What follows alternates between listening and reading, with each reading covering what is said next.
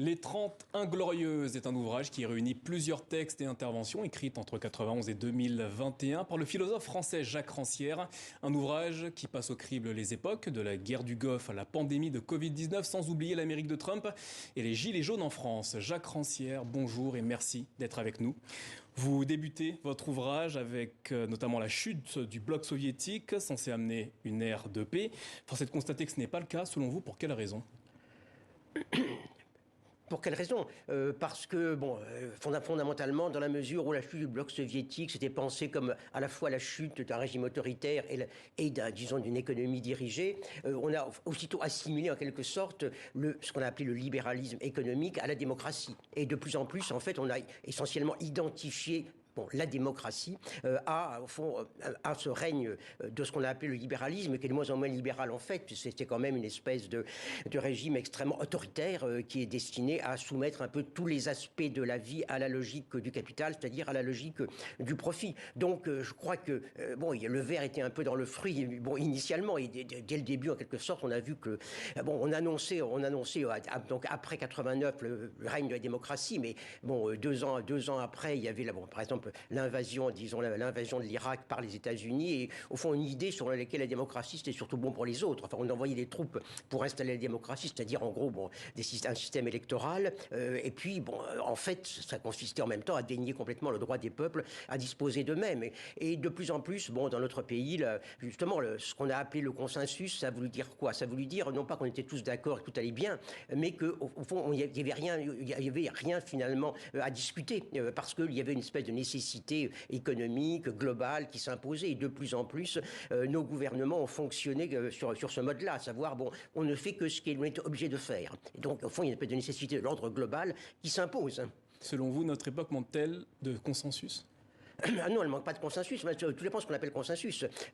Pour moi, j'ai dit le consensus, c'est pas le fait qu'on soit tous d'accord, qu'on essaie de s'entendre, qu'on soit sympathique et tout. Non, le consensus, essentiellement, ça consiste à dire que on est obligé de consentir parce qu'il y a une espèce d'ordre global, nécessité globale, le marché global, et par conséquent, de plus en plus, un peu partout, nos gouvernements ont imposé le consensus, non pas au sens de, on discute bien, on se met d'accord, mais au sens de, il n'y a pas à se mettre d'accord. D'une certaine façon, il faut se mettre d'accord au départ sur le fait qu'il n'y a rien à discuter parce qu'il y a une espèce de situation globale qui nous impose, au fond, toutes les réponses. Les 30 Inglorieux, c'est le titre de votre ouvrage. Aujourd'hui, selon vous, qu'y a-t-il d'inglorieux ? Ce qu'il y a d'inglorieux, je pense que si on regarde autour de nous, on peut dire que, le débat politique, ou ce qu'on appelle politique, auquel nous assistons dans notre pays, a effectivement quelque chose de particulièrement inglorieux, de particulièrement délétère. Il y a 20 ans que j'ai essayé d'expliquer, que les prétendues mesures de dénonciation de l'extrême droite, et toutes les mesures qu'on prenait soi-disant pour lui enlever son cheval de bataille, l'immigration. Justement, vous vous interrogez dans ce livre, notamment, vous revenez sur les 7 règles pour aider à la diffusion des idées racistes en France. Doutez-vous de l'efficacité ou des méthodes de la lutte contre le racisme ? Je doute totalement de la manière. Enfin, je n'en doute pas, parce que je veux dire, il y a des résultats évidents.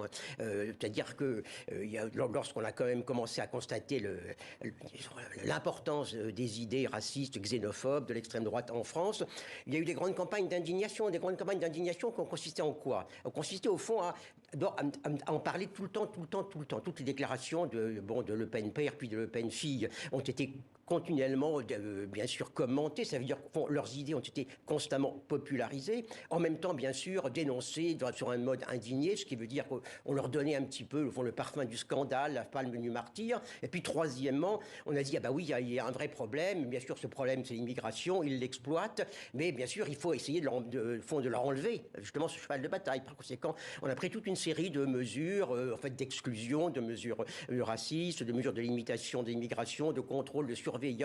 Ça a été après ça, bien sûr, renforcé avec tous les problèmes, de l'islamisme. Ce qui fait que de plus en plus, en fait, il s'est développé ce que j'ai appelé une espèce de racisme d'en haut, pour lutter contre le racisme d'en bas. Et je pense qu'aujourd'hui... Justement, vous parlez du racisme d'en haut. Comment définiriez-vous ce racisme d'en haut ?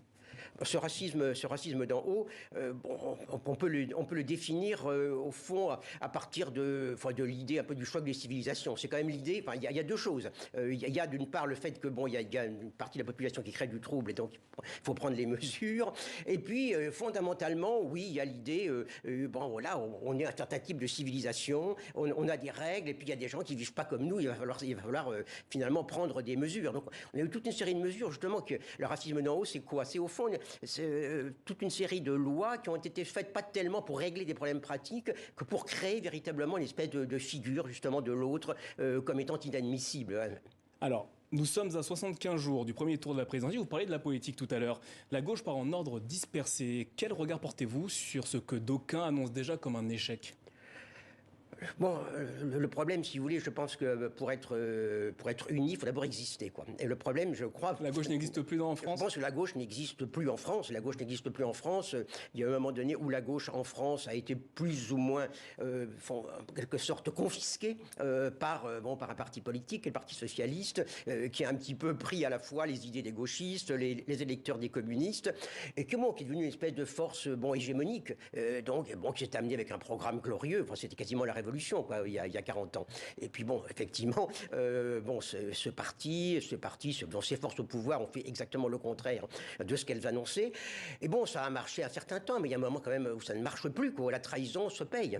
Vous concluez ce livre sur le présent incertain. Existe-t-il aujourd'hui des mouvements qui sont capables de nous faire réfléchir, nous inspirer pour l'avenir ?